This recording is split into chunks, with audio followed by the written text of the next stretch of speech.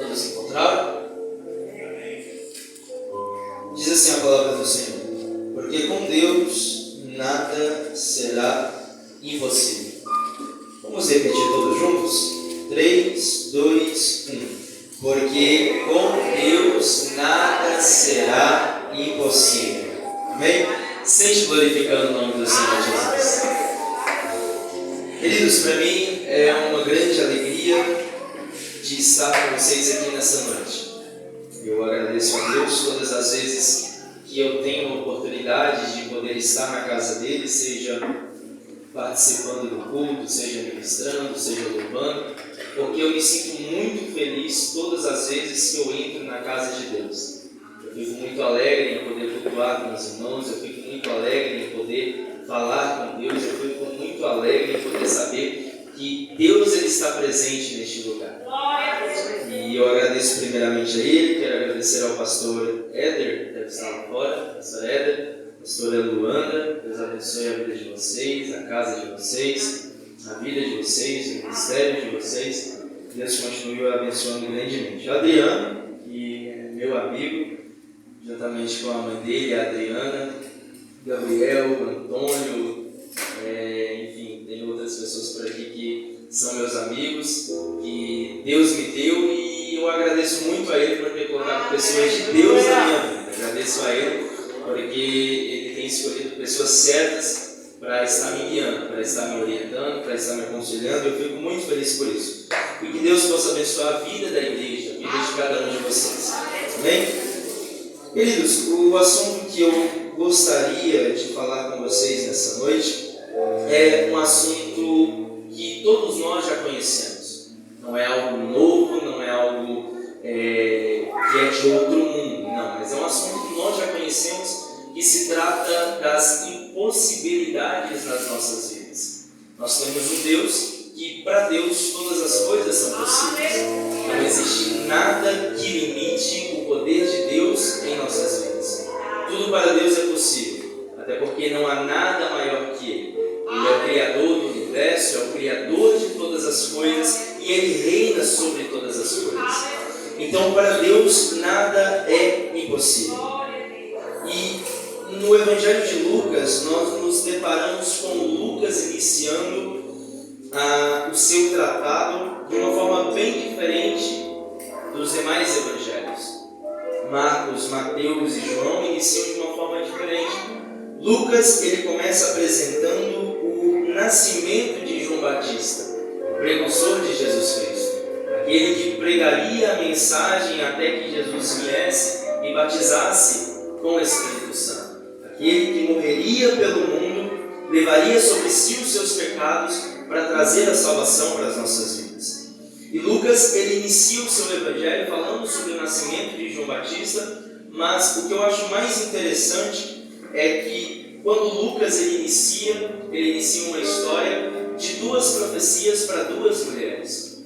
As duas profecias são direcionadas a Isabel, mãe de João Batista, e a Maria, mãe de Jesus. E o que eu acho mais interessante é que quando o anjo profetiza na vida de Maria que Jesus Cristo viria, acontece algumas coisas durante o contexto, mas quando a promessa está sendo feita pelo anjo, Maria corre para Isabel para testificar juntas do que Deus estava fazendo na vida delas, e Maria exala um cântico a Deus. Maria, ela agradece a Deus, ela honra a Deus em forma de um cântico. E um cântico, para nós entendermos, é uma composição poética, acompanhada de música e letra. É uma melodia, ou seja, eu estou cantando a Deus, eu estou reverenciando a Deus. No contexto bíblico, um cântico, existe o livro Cantares, por exemplo. Um cântico é quando eu estou agradecendo a Deus, eu estou honrando a Deus, eu estou louvando a Deus. E Maria, quando ela faz esse cântico, ela está querendo honrar a pessoa de Deus. Ela está olhando para Deus e está honrando Ele, porque a promessa que Ele havia feito na vida dela, ela teve total capacidade de que a promessa iria cumprir sobre a sua vida. E é por isso que ela agradece a Deus. ela desenvolve um cântico. E quando nós ouvimos falar em cânticos, nós presenciamos vários cânticos na Bíblia. No livro de Êxodo, no capítulo 15, quando Deus dá vitória ao povo de Israel, que eles tinham sido libertos do Egito, Moisés, juntamente com os israelitas, enaltecem um cântico a Deus, agradecendo a Deus pela liberdade, por estarem livres do Egito. O cântico de Ana, por exemplo, registrado no primeiro livro de Samuel, capítulo 12, quando Ana era estéril, ela pede a Deus um filho e promete que este filho iria servir na casa de Deus. Deus concede Samuel a Ana.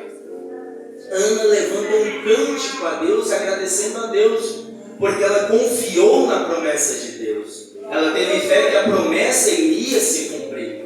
O cântico de Débora e Baraque, por exemplo, em relação à vitória de Israel, é um cântico enaltecendo a Deus pelo que Ele tinha concedido na vida deles. E o que eu acho mais interessante nesses cânticos é que eles acontecem em contextos de dificuldades ou impossibilidades. Cânticos que, quando são enaltecidos, é porque alguma coisa difícil ou impossível aos olhos das pessoas que estão enaltecendo o cântico aconteceu. E essas pessoas, elas agradecem a Deus, porque elas conhecem a quem elas servem. Elas conhecem a quem elas estão enaltecendo o cântico. E na nossa vida não é diferente. Geralmente nós passamos por dificuldades, passamos por impossibilidades, passamos por tribulações, angústias, mas Deus, Ele está presente na tribulação. Deus, Ele está presente na tempestade. Deus, Ele está presente na angústia. E quando nós depositamos a nossa confiança e a nossa fé nele, a promessa se cumpre. E nós entendemos o porquê que nós passamos por ela. E entendemos o propósito de tudo que aconteceu. E a nossa atitude em relação a isso é reverenciar a Deus. Porque quando nós reverenciamos a Deus, demonstramos honra a Ele. É um sinal de que nós acreditamos no que Ele pode fazer e muito mais no que Ele pode fazer. Quando nós acreditamos que Deus, Ele age nas nossas vidas e demonstramos isso, é sinal de verdadeiros adoradores. Que não adora só quando tudo está bem, que não adora só quando as coisas estão boas, mas quando está tudo difícil, quando está tudo complicado. Mesmo assim, o verdadeiro adorador permanece de pé, permanece adorando, permanece louvando, porque conhece o Deus que serve, conhece o Deus que está seguindo, conhece o Deus que um dia levantou a mão para o aceitá-lo.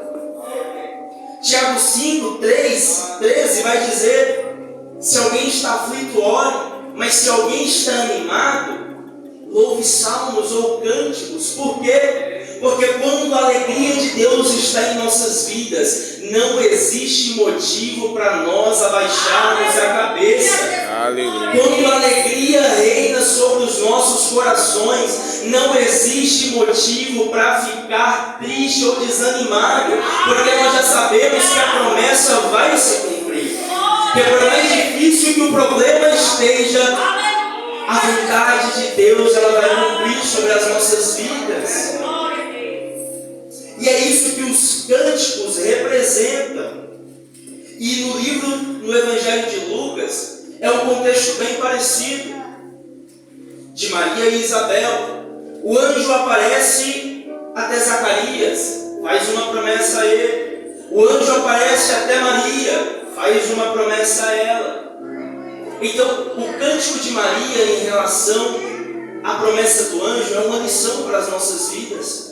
Porque mesmo diante das dificuldades, nós sabemos que nós devemos agradecer a Deus em meio a tudo que está acontecendo. Mesmo diante das impossibilidades em nossas vidas, nós sabemos que servimos um Deus que para tudo é possível. Servimos um Deus que todas as coisas são possíveis para Ele. E é assim que Maria reconhece a Deus, enaltecendo um cântico a Ele. Mas o contexto da história é muito interessante, Porque a primeira lição que nós aprendemos é que o Deus que nós servimos, Ele não muda. O seu caráter, quem Ele é, as suas obras, os seus feitos, a sua essência não muda. Gerações podem passar, contextos podem ser diferentes, mas Deus é o mesmo de ontem, de hoje e eternamente. E Ele age nas nossas vidas querendo o melhor de nós. Tem momentos de dificuldades que nós passamos que não era para a falência, que não era para a morte, mas é para uma fundação, é para uma capacitação, é para um aprendimento, é para nós entendermos o propósito de Deus em nossas vidas. Tem certas coisas que acontecem nas nossas vidas para que nós possamos entender o valor da chamada, o valor do propósito em nossas vidas. E é assim que a caminhada daqueles que dizem que servem a Deus, porque dizer que eu sirvo a Deus é muito fácil, mas um verdadeiro servo de Deus é aquele que passa pelas dificuldades, pelos problemas, pelas angústias, mas continua agradecendo a Deus, continua exaltando a Deus, continua bendizendo o nome de Deus.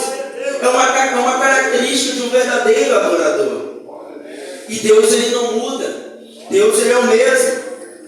Quando eu olho para a profecia feita a Zacarias, o anjo aparece para Zacarias e fala: vai vir um filho sobre a tua esposa e você será pai. Zacarias olha para o anjo e fala: não tem como. A minha esposa e eu já somos velhos. É impossível isso acontecer. Não tem como. Já somos avançados de idade. Zacarias se depara com o anjo e mostra uma impossibilidade. Não acredita na promessa que o anjo tinha feito a ele. Zacarias estava no templo, sabia que estava falando com um anjo. Ele não acredita na promessa. O anjo disse: por causa disso ficarás mudo até o dia que teu filho nascer. E quando eu olho para a profecia feita a Zacarias, eu me lembro de Abrão e Sarai, porque a promessa é feita no capítulo 12 do livro de Gênesis, que de Abrão e Sarai viria o filho da promessa. Quando o próprio Deus chega para Abraão e fala para Abraão nesse momento que ele teria um filho, Abraão diz: eu já tenho 90 anos de idade, a minha esposa é estéril, não podemos dar à luz. Veja bem, a promessa é feita no capítulo 12. Abraão, da mesma forma, desacredita do que Deus havia dito para ele. No capítulo 18 do livro de Gênesis, Deus aparece novamente reafirmando a sua promessa, porque Abraão já tinha desacreditado e queria dar um caminho para Deus. É neste momento que vem Ismael. Deus tinha uma promessa para Ismael. De Ismael vinha tribos, de Ismael viria algo sobre ele, mas a promessa estava sobre Isaac. Mas no capítulo 21 do livro de Gênesis, a promessa vem, a promessa se cumpre. Sabe o que isso significa? Do capítulo 12 ao capítulo 21, passam-se 25 anos, desde que Deus havia feito a promessa a Abraão. E no capítulo 21 ela se concretiza. Sabe o que isso significa? Passe o tempo que passar, aconteça o que acontecer, se Deus prometeu, se Deus disse que vai fazer, não importa o que aconteça, a promessa vai se cumprir sobre a sua vida. Se Deus disse que vai fazer, se Ele disse que vai cumprir, não temas, porque Ele está com você. Não tenha medo, porque Deus está com você. Não se apavore, porque Ele está com você. Não se desanime no meio da caminhada, nem pense em morrer, porque a promessa ainda está de pé. A promessa ainda está estabelecida. E não vai ser homem, não vai ser pai, não vai ser mãe, não vai ser patrão, não vai ser ninguém que vai impedir o que Deus vai fazer na sua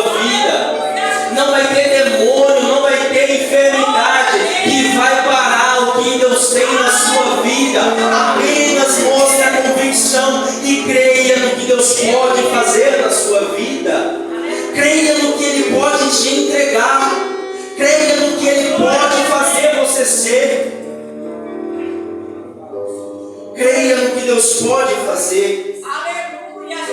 No capítulo de Lucas, no livro de Lucas, melhor, no capítulo 1, Zacarias fala para o anjo: como pode ser isso? Eu já sou velho, a minha esposa já é velha, nós não podemos ter filhos.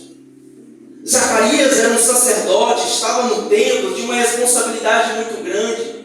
A mentalidade deveria ser: eu estou aqui, se o Senhor prometeu, eu vou esperar, eu vou acreditar.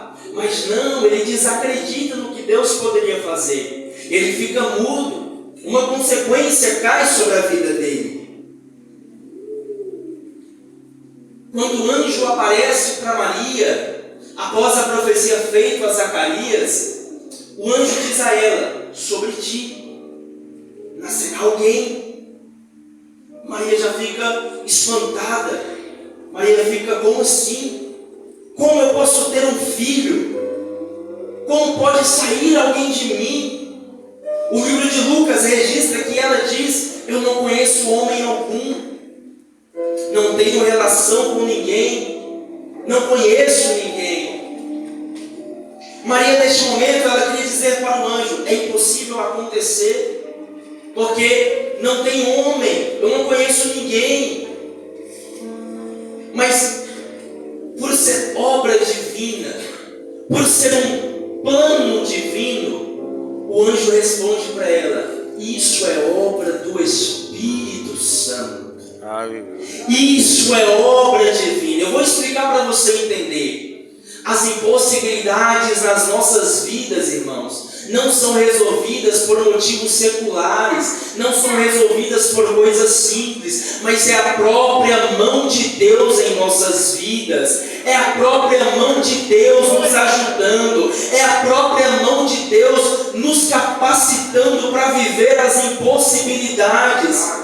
É o próprio Deus entrando em nossas vidas e dizendo: o que é impossível para você é possível para mim. O que é impossível para você, eu posso fazer. O que você acha que não tem mais jeito, ainda tem jeito. Porque fui eu que te criei, fui eu que te chamei, fui eu que te ordenei. E nessa noite Deus está dizendo para alguém: não temas, porque o Senhor tem um propósito para a sua vida. Não duvide daquilo que Deus pode fazer na sua vida. Não desacredite da obra que Deus tem para a tua vida. Se Ele disse que vai fazer, apenas fique na posição e acredite no que Ele pode estabelecer sobre a sua vida. Mas não temas sobre aquilo que Deus pode fazer. Não limite o poder de Deus.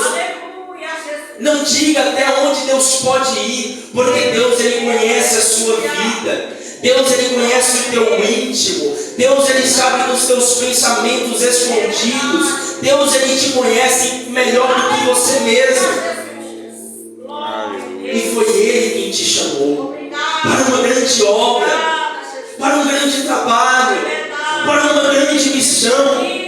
Não tem nenhuma pessoa na face dessa terra que nasce sem um propósito estabelecido.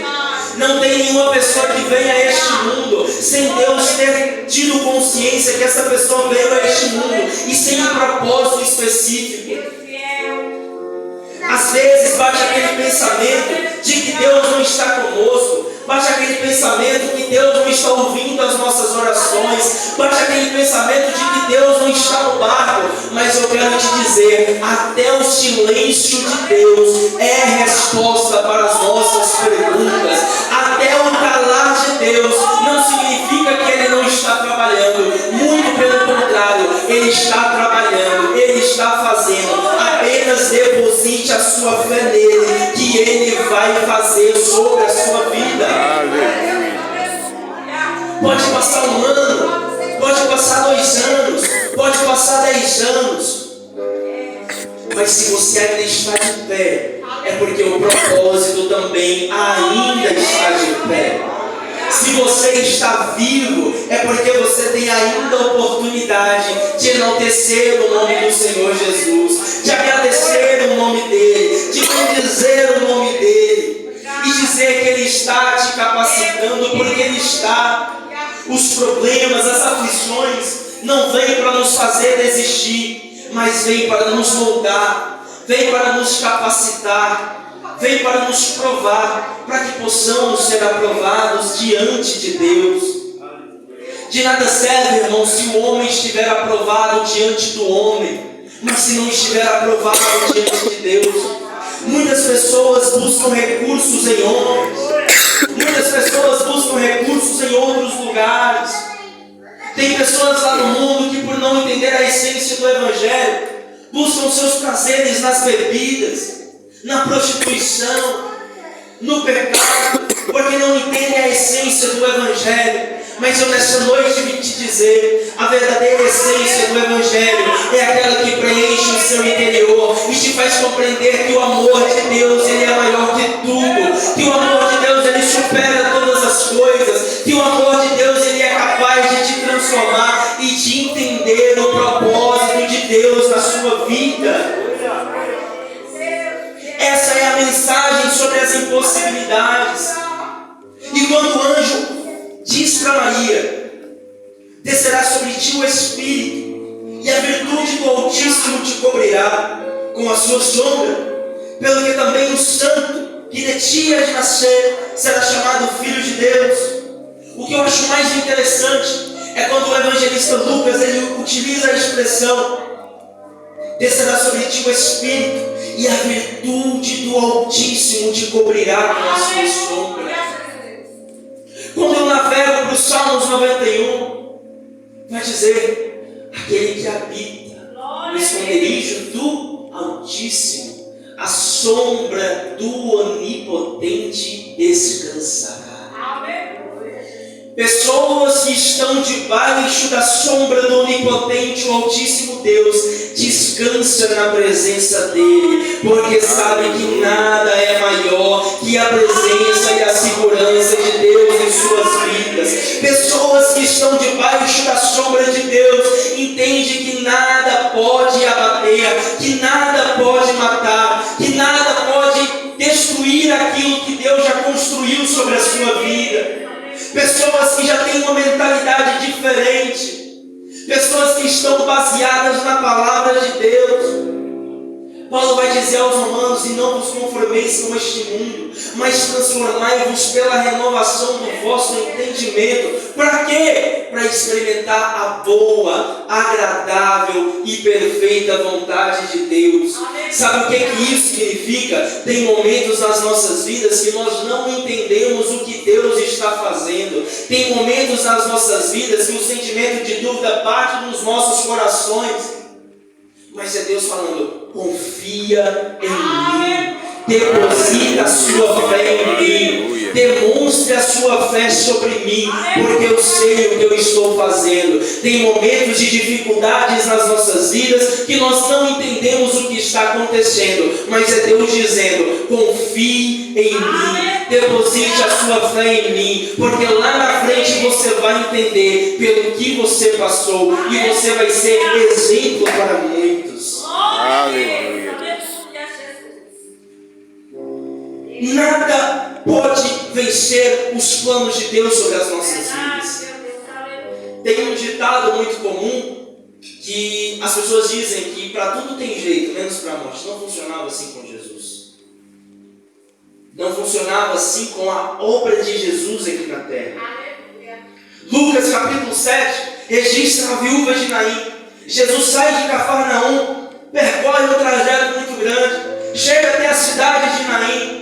Aquela viúva já tinha perdido seu esposo, agora perdeu seu filho. Para quem não sabe, a viúva naquela época, quando perdia o seu marido, era inferiorizada pela sociedade. Ela pensava: eu perdi o meu marido, mas ainda tenho o meu filho, ainda tem como prosseguir a descendência. A viúva perde o seu filho.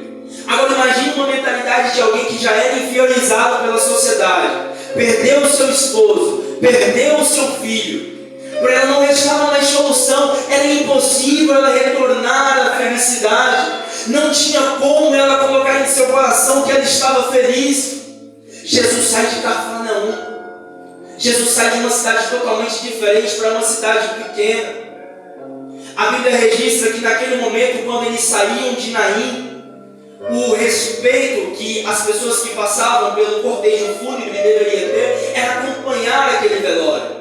Então eu começo a imaginar aquelas pessoas saindo da cidade. Detalhe, o cortejo tinha que ser feito depois da cidade, não poderia ser feito dentro da cidade. E eu imagino aquela viúva saindo com o seu filho dentro de um caixão, morto, já sem esperanças, chorando, suas lágrimas caindo, e Jesus aparecendo até ela. E a Bíblia registra que Jesus chega até ela e fala: não chores.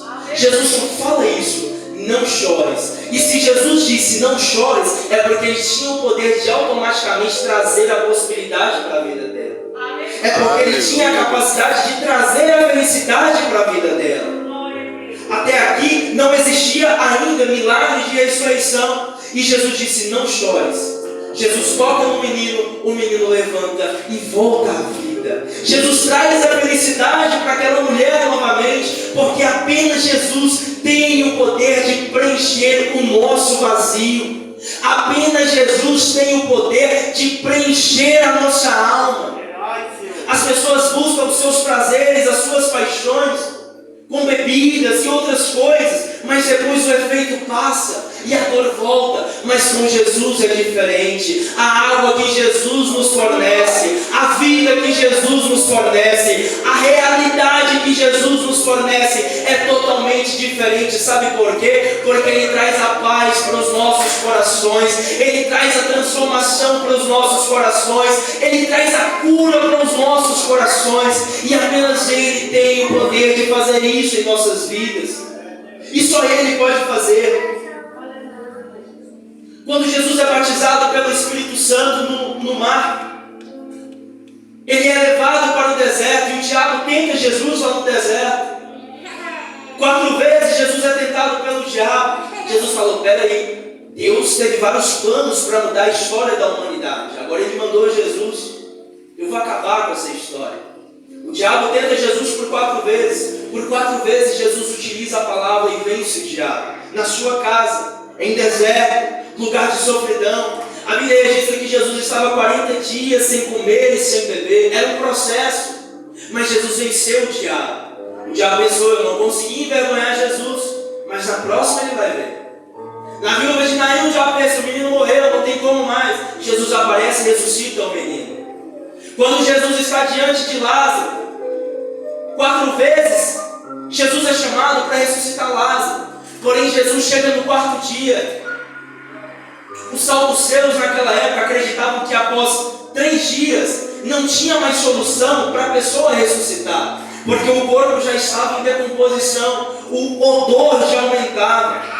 Mas Jesus apareceu no 4º dia. As pessoas: Jesus já morreu, não tem mais jeito, não tem como mais, é impossível Lázaro ressuscitar. Nós o chamamos ainda quando tinha oportunidade, o Senhor não veio. E Jesus diz: Lázaro, saia para fora. E Lázaro sai de lá de dentro com vida para fora. Sabe o que Jesus queria dizer? Não importasse o protocolo que existia, Jesus era maior do que qualquer protocolo que existisse naquela época. Sabe o que Ele está dizendo nessa noite? Jesus é maior do que qualquer protocolo que quer colocar na sua vida. Não importa se morreu, não importa se acabou, não importa se alguém chega e aponta o dedo e diz que não tem jeito mais. Jesus aparece dizendo: ainda tem vida, ainda tem solução, ainda tem saída, ainda tem jeito, porque esse é o poder de Jesus nas nossas vidas.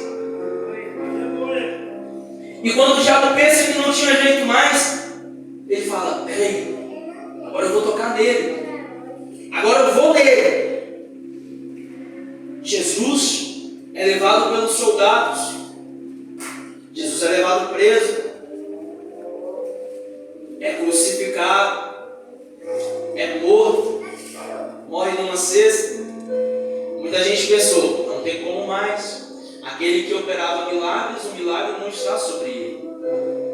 Jesus morreu, não tem mais jeito, tudo que ele fazia era mentira, não tem mais solução. Mas no domingo de manhã, Jesus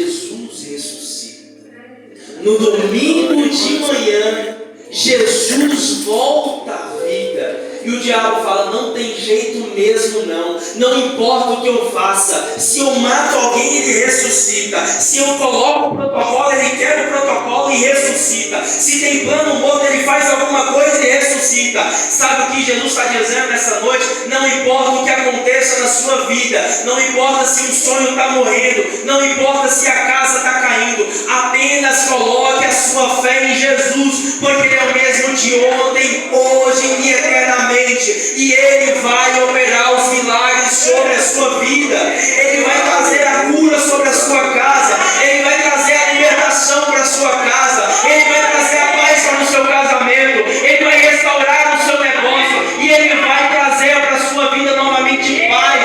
Mas é necessário ter fé em Deus. É necessário demonstrar a sua confiança a Ele. E acreditar que Ele vai fazer. Porque para Ele nada é impossível. Conclusão da mensagem: para Deus nada é impossível. Maria não conhecia ninguém. O anjo aparece e diz a ela: você vai ter um filho. Maria: como isso pode acontecer se eu não conheço homem algum? O anjo aparece: isso é obra do Espírito, é obra de Deus, não é obra humana. Não é obra da carne, mas é obra do Espírito. E o anjo aproveita o gancho para falar: a tua prima Isabel também está grávida e já faz 6 meses. Mas opa, peraí, eu vou lá encontrar com ela, eu vou ver ela. Se a promessa está sobre ela, também está sobre mim. Se o anjo disse para Maria que Isabel estava grávida e disse para Maria que dela viria alguém, ela não perdeu tempo e ela vai encontrar com Isabel. Quando ela chega na casa de Isabel, Isabel já fica feliz, muda o seu semblante. A Bíblia registra que o menino que estava no ventre começa a saltar de alegria e Isabel é cheia do Espírito Santo. Sabe o que eu quero te dizer nessa vida? Os propósitos de Deus não podem ser enfurecidos pelo inimigo. Os propósitos de Deus não podem ser destruídos pelas obras do inimigo. Os planos de Deus não podem ser destruídos pelas obras do inimigo. E quando nós demonstramos a nossa confiança para com Deus, nós nos alegramos na presença dele. A Bíblia diz que Maria e Isabel começaram a ficar felizes. O menino que estava no ventre fica feliz. Isabel é cheia do Espírito Santo, porque elas juntas reconheceram que Deus havia prometido para elas. No verso 46, Maria diz: a minha alma engrandece ao Senhor e o meu espírito regozijou-se em Deus, meu Salvador. Maria demonstra uma alegria que traz uma paz para os nossos corações. Paulo vai dizer aos romanos: nem a morte, nem a vida, nem a profundidade, nem a largura, nada pode nos separar do amor de Deus. Irmãos, o amor de Deus é a única coisa que preenche o nosso vazio dentro dos nossos corações. O amor de Deus é a única coisa capaz de nos transformarmos. O amor de Deus preenche aquilo que nós estamos achando que não tem mais jeito. O amor de Deus suporta todas as coisas. E Maria, no seu cântico, ela enaltece a Deus, ela agradece a Deus. E a alegria, irmãos, ela neutraliza qualquer impossibilidade levantada sobre as nossas vidas. A alegria, ela elimina qualquer tristeza nas nossas vidas, porque nós sabemos o Deus que nós servimos, conhecemos o Deus a quem servimos. No verso 50, ela vai dizer uma coisa muito mais interessante: e a sua misericórdia está sobre os que o temem de geração em geração. Notem bem que a misericórdia está sobre aqueles que o temem. Temor é você reconhecer o Deus que está acima de você e que pode todas as coisas. Temor é você reconhecer o Deus que você serve, o Deus que está cuidando de tudo e o Deus que pode te transformar. Abraão, de homem pagão, se tornou o pai da fé porque temeu a Deus. José, de escravo, se tornou o governador do Egito porque na prisão soube temer a Deus. Paulo, o homem mais preparado no Novo Testamento após Jesus, se tornou o maior apóstolo de Cristo, o maior plantador de igrejas. Por quê? Porque temeu a Deus. Davi, pastor de ovelhas, se tornou rei de Israel. Por quê? Porque temeu a Deus. Irmãos, quando nós tememos a Deus, a misericórdia e a alegria dele prevalecem sobre as nossas vidas, e não há nada que possa impedir o que ele pode fazer. No verso 51, ela disse: ele mostrou força com o seu braço. Irmão, quem conhece que Deus está te guardando, quem reconhece que Deus está te preservando, quem reconhece que Deus com o seu braço forte está mostrando a sua força sobre a sua vida, nada pode parar a caminhada do crente. Era isso que Maria estava querendo dizer. No verso 53 ao 54, ela diz: e ele encheu de coisas boas os famintos, e ao rico enviou vazio. Ou seja, aquele que estavam famintos, ele enviou coisas boas. Sabe por quê? Porque essas pessoas temiam a Deus. Sabe o que isso significa? Tem muitos momentos em que nós estamos passando por dificuldades, estamos com sede de vencer, estamos com sede de caminhar na palavra de Deus, e Deus está dizendo: aguenta mais um pouco, fica tranquilo, porque eu estou no barco, eu estou trabalhando, eu estou fazendo. Aleluia, Deus. E através dessas pessoas, Maria lembrou dessas pessoas, e Maria se tornou um exemplo assim como essas pessoas. Sabe o que isso significa? Deus quer transbordar você, para que através de você outras pessoas transbordem naquilo que Deus pode fazer. Através de você, Deus quer fazer uma grande obra, mas primeiro você precisa entender o processo para entender o propósito.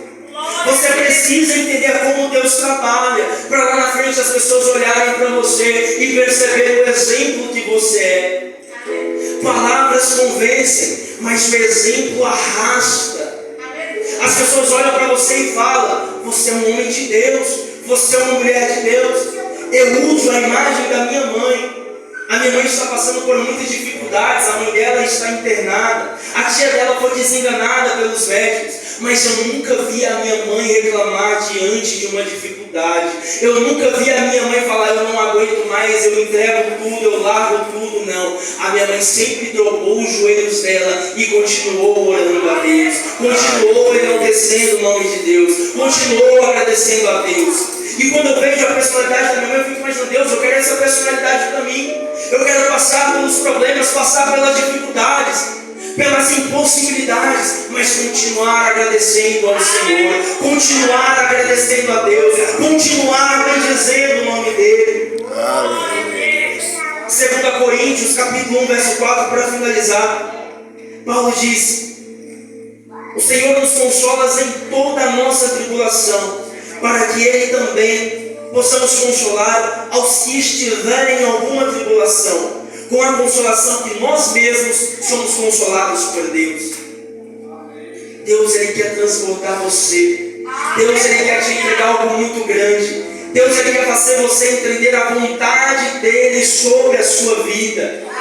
As dificuldades vão vir, os problemas vão existir, as dores vão acontecer, mas eu nesta noite vim como profeta para te dizer: passe o que passar, a promessa ainda está de pé. Aconteça o que acontecer, o propósito ainda está de pé. Venha a tempestade que vier, mas Jesus está no barco, e se Jesus está no barco, a tempestade vai acalmar, e você vai ver o milagre dele sobre a sua vida. Coloque-se sobre os nossos pés. Eu quero fazer uma rápida oração sobre vocês. Aleluia, Deus, aleluia. Soberano Deus e eterno Pai, Mais uma vez eu te agradeço pela oportunidade que o Senhor nos concedeu de estarmos aqui em tua casa. Deus, apenas o Senhor conhece o teu povo, sabe passado, presente e futuro, conhece todas as coisas. Mas eu tenho certeza que o Senhor continua trabalhando. Eu tenho certeza que o Senhor ainda continua existindo em nossas vidas. As nossas orações ainda continuam chegando ao Senhor. Por isso eu quero pedir ao Senhor, toda obra que o inimigo levantou sobre a vida de alguém não pode ter poder para nos destruir, não pode ter poder para nos derribar, porque o Senhor reina sobre as nossas vidas. Que a cada dia o Senhor possa nos capacitar para que possamos entender a vontade de Deus sobre as nossas vidas. Que a cada dia o Senhor venha nos transformar para que nós possamos entender que nada para o Senhor é impossível quando se acredita verdadeiramente em Ti. Que o Senhor continue abençoando o Teu povo, continue capacitando, continue preservando, continue montando o Seu povo, continue protegendo essa casa do inimigo, continue protegendo as famílias que estão aqui neste lugar, porque a igreja do Senhor, o inferno não pode abalar. A igreja que está perante o Senhor, o inferno não tem poder para nos destruir, porque nós estamos baseados em Ti. A nossa vida está sendo guardada por Ti, e em breve nós estaremos subindo para o alto, nos encontrando com o Senhor. Que o Senhor continue nos abençoando, nos protegendo de todo mal, em nome do Senhor Jesus. Querida igreja, que Deus em Cristo nos abençoe. Que Deus em Cristo continue abençoando a cada um. Que Deus em Cristo continue fortalecendo a vida de cada um. Eu agradeço ao pastor pela oportunidade, aos obreiros, ao Adriano e a toda a igreja. Que Deus em Cristo nos abençoe. Em nome do Senhor Jesus. Amém. Aleluia. Graças a Deus.